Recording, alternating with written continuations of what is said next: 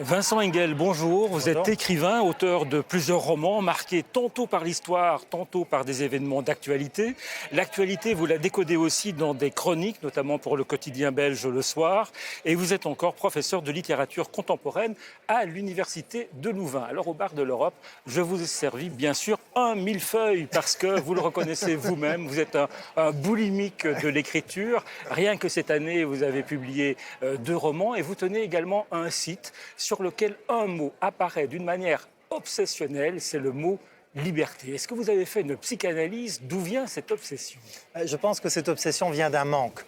J'ai réalisé, parce que ça fait très longtemps que je parle de liberté, comme nous tous d'ailleurs, que dans mes cours je parle de liberté, je me suis rendu compte récemment qu'en fait j'étais peut-être la personne la moins libre que je connaissais.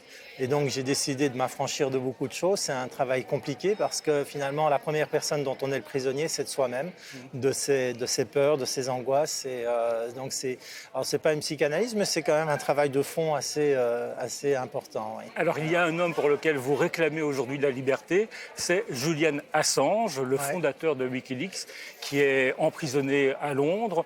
Et il faut rappeler que la justice américaine demande son extradition. Pourquoi il faut se battre pour Julian Assange? Pourquoi c'est tellement crucial? Parce que c'est notre liberté qui est en jeu, particulièrement la liberté de la presse. Alors évidemment, on peut ne pas aimer Julian Assange. Je vous rappelle que le capitaine Dreyfus était quelqu'un de très antipathique. Ça lui a d'ailleurs joué un mauvais tour au début de ce qu'on a appelé l'affaire Dreyfus. Julian Assange est là pour dévoiler, rendre public des secrets honteux, les secrets des États, les malversations. Et donc Wikileaks sert à ça. Donc Julian Assange est un journaliste, est un diffuseur de lanceurs d'alerte. C'est fondamental. Donc toutes les actions qui sont menées contre Julian Assange sont là pour que quiconque aurait encore envie demain de divulguer des secrets d'État non pas importants qu'il faudrait préserver parce qu'il en va de notre sécurité, mais des secrets honteux, des mensonges d'État, des frappes totalement illégales qui ont tué des innocents.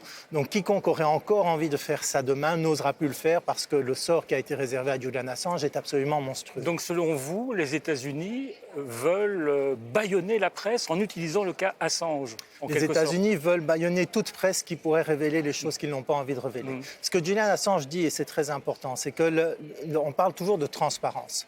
La seule transparence qui est véritablement appliquée aujourd'hui, c'est celle qui nous concerne, vous et moi. C'est nos achats, nos envies, tout ce que... Cette transparence-là, elle est scandaleuse. On devrait préserver le secret pour nos vies privées. La vraie transparence, c'est celle du pouvoir. Or, s'il y a bien quelque chose qui excite les gens qui ont du pouvoir, les hommes et les femmes qui ont du pouvoir, c'est de détenir des secrets que les autres n'ont pas. Et ça, c'est vraiment pas normal parce que ces secrets-là concernent tout le monde. Mais Hillary Clinton déclare que c'est un espion qui travaille pour les renseignements russes. Il faut rappeler qu'il a publié des emails qu'il a récupérés de la part de pirates russes. Donc, Wikileaks a diffusé des informations qu'ils ont reçues, comme ils peuvent diffuser des informations venant de n'importe où. Ils les vérifient avant de les diffuser. Donc, ce n'est pas Assange qui a commandité les hackers russes. De surcroît, je rappelle que Hillary Clinton a, de notre point de vue, gagné les élections si on avait un suffrage comme le nôtre. Donc, ça n'a pas pesé dans l'élection. C'est le système électoral américain qui a pesé. Et puis, il ne faut pas oublier non plus l'usage que Donald Trump a fait des réseaux sociaux pour gagner ces élections-là. Personne n'a poursuivi Zuckerberg. Personne n'a véritablement poursuivi d'autres sociétés qui ont manipulé et qui ont contribué à des manipulations de vote. Julian Assange n'a pas contribué à une manipulation d'un scrutin électoral. Il a révélé des informations qui sont tout à fait exactes. Les mails d'Hillary Clinton ne sont pas des faux. Il y a des lois européennes aujourd'hui qui protègent les lanceurs d'alerte. On peut les utiliser pour résister à cette demande d'extradition de la part des États-Unis? On doit les utiliser. Julian Assange ne doit pas être extradé. S'il est extradé, il est mort, c'est certain. En tout cas, il ne reverra jamais la lumière du jour. Et il faut renforcer ces lois parce qu'en même temps qu'il y a le projet de loi européenne pour protéger les lanceurs d'alerte, il y a une autre loi qui vient pour protéger le secret des affaires. Donc il y a des lois contradictoires et il faut vraiment, pour chacun d'entre nous, préserver cette liberté d'expression et cette liberté de la presse. Alors, Vincent Engel, regardez cette photo.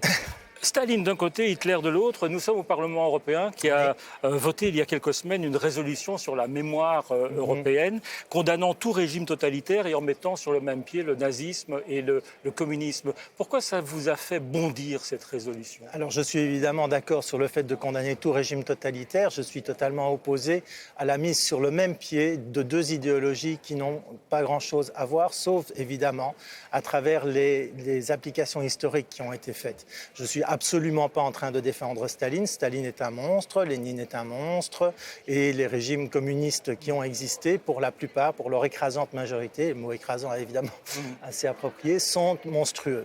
La grande différence, et en fait cette résolution, elle est le fruit de ce qu'est l'Europe aujourd'hui. Elle a été poussée, elle a été voulue essentiellement par les pays de l'ancien bloc soviétique qui ont du communisme une expérience traumatisante, ça, il n'y a aucun doute là-dessus.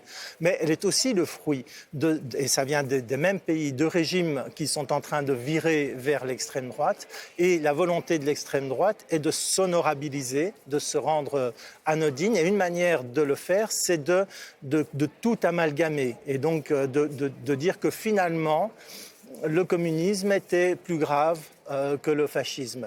Il y a de grandes différences entre le fascisme et le communisme. Une des deux, enfin, principale différence entre les deux, c'est que le fascisme est d'origine une idéologie égoïste, une idéologie négative qui vise à l'exclusion, qui vise au meurtre, qui vise à la séparation, tandis qu'au départ, même si les réalisations historiques ont pour la plupart contredit totalement cette idéologie-là, le marxisme est une idéologie généreuse.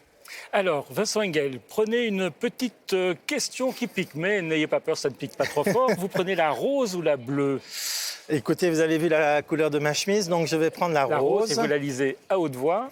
Alors, êtes-vous un danger pour les médias? Alors, il faut mettre dans le contexte. Oui. Vous venez d'être nommé vice-président du conseil d'administration de la RTBF, la télévision belge, oui, sur le quota du PTB, c'est-à-dire un parti de la gauche radicale. Et certains disent que ce parti, et donc vous pourriez être un risque pour la liberté d'expression. C'est très amusant parce que ceux qui disent ça ont été récemment ceux qui ont attaqué les journalistes pour les empêcher de dire certaines choses.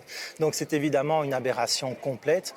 Je suis là sur le quota du PTB, c'est vrai, mais je suis là en tant qu'indépendant. Et le PTB, si vous lisez correctement ses déclarations et ses statuts, défend la liberté d'expression, défend la liberté de la presse.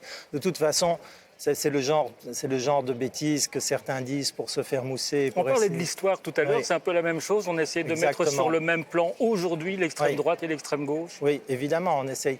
Et l'idée même d'un cordon sanitaire autour du PTB qui a été défendu par certains est une grossièreté politique. Un cordon sanitaire médiatique. Oui, hein, oui, est une grossièreté politique. Donc, c'est même pas la peine, je pense, d'insister beaucoup pour qu'on s'aperçoive combien cet argument est aberrant. Vincent Engel, je signale que vous avez publié tout récemment un livre qui est un roman jeunesse qui s'appelle Si seulement Lucie. Oui. Merci d'être venu au bar de l'Europe, le bar qui fête ses 10 ans, le seul bar qui sert de l'Europe sans faux col. Et on va s'attaquer maintenant à ce millefeuille. Merci.